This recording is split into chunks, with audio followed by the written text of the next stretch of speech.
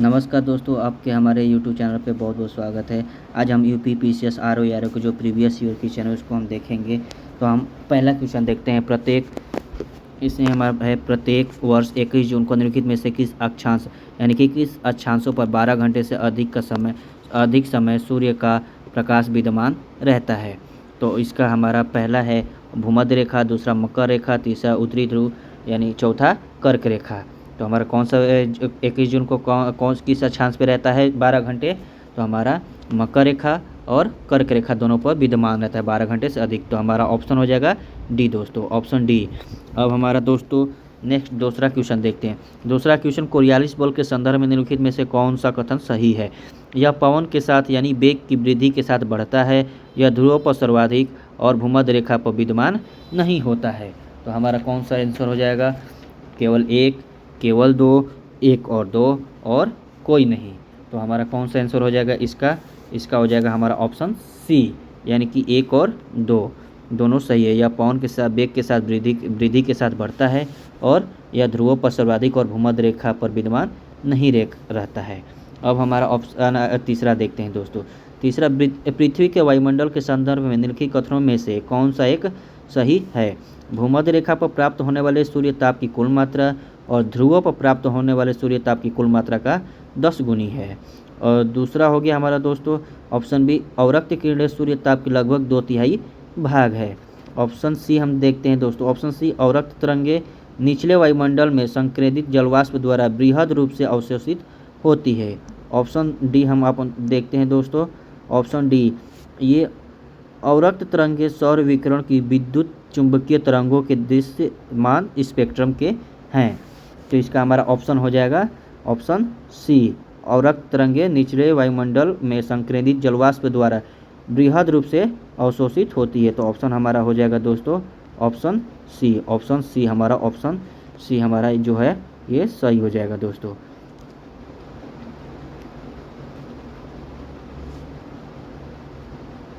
तो अब नेक्स्ट हम अपना देखते हैं चौथा क्वेश्चन।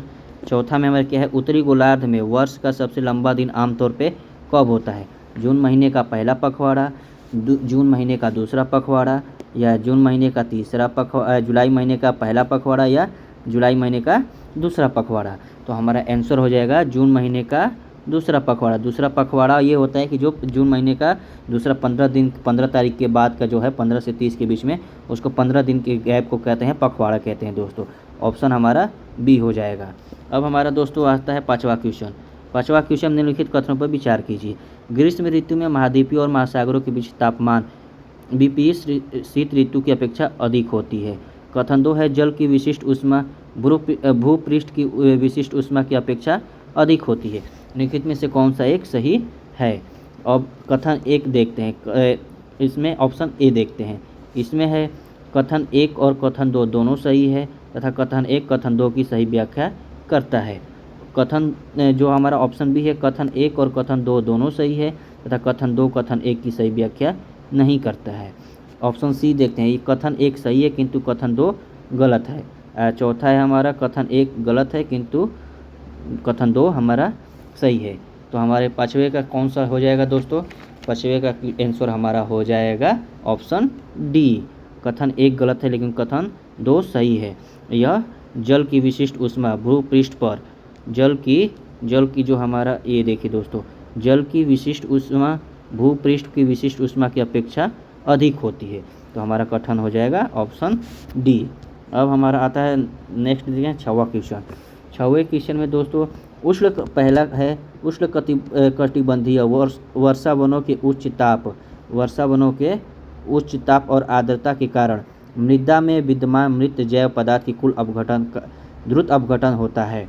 और हमारा नेक्स्ट है दूसरा है उष्णकटिबंधीय वर्षा वनों की मृदा पोषक तत्वों से भरपूर होती है। निम्नलिखित में से कौन सा सही है? तो हमारा कथन 1 और कथन 2 दोनों सही है तथा कथन 1 कथन 2 की सही व्याख्या है। और ऑप्शन बी, कथन 1 और कथन 2 दोनों सही है तथा कथन 1 कथन 2 की सही व्याख्या नहीं करता है। ऑप्शन सी देखते हैं। इसमें कथन 1 सही है किंतु कथन 2 सही नहीं है। और चौथा है हमारा कथन 1 गलत है किंतु 2 सही है। तो हमारा कौन सा आंसर हो जाएगा? हमारा ऑप्शन डी, कथन 1 हमारा गलत है, जो कि पहला कथन हमारा गलत है और कथन 2 सही है। हमारा ये कथन सही है, यानी कि उष्ण कटिबंधीय वर्षा वनों की मृदा पोषक तत्वों से भरपूर होती है। ये हमारा 6वां क्वेश्चन। 7वां क्वेश्चन हम दोस्तों देखते हैं। 7वां क्वेश्चन हमारा है, पृथ्वी ग्रह पर जल के संदर्भ में निम्नलिखित कथनों पर विचार कीजिए। विचार कीजिए तो हमारा नेक्स्ट पहला है, नदियों और झीलों में जल की मात्रा भूजल की मात्रा से अधिक होती है। और ऑप्शन 2 है हमारा, ध्रुवीय हिमपद और हिमनदों ध्रुवीय हिमछद और हिमनदों में जल की मात्रा भूजल की मात्रा से अधिक है। तो हमारा 7वां क्वेश्चन हो जाएगा कौन सा? Option B. हमारा ऑप्शन बी केवल 2, क्योंकि ये पहला ऑप्शन हमारा गलत है। नदियों और झीलों में जल की मात्रा भूजल की मात्रा से अधिक नहीं है दोस्तों। और दूसरा हमारा ऑप्शन है, ध्रुवीय हिमछद और हिमनदों की जल की मात्रा भूजल की मात्रा से अधिक है। तो हमारा आंसर हो जाएगा आंसर दूसरा दोस्तों।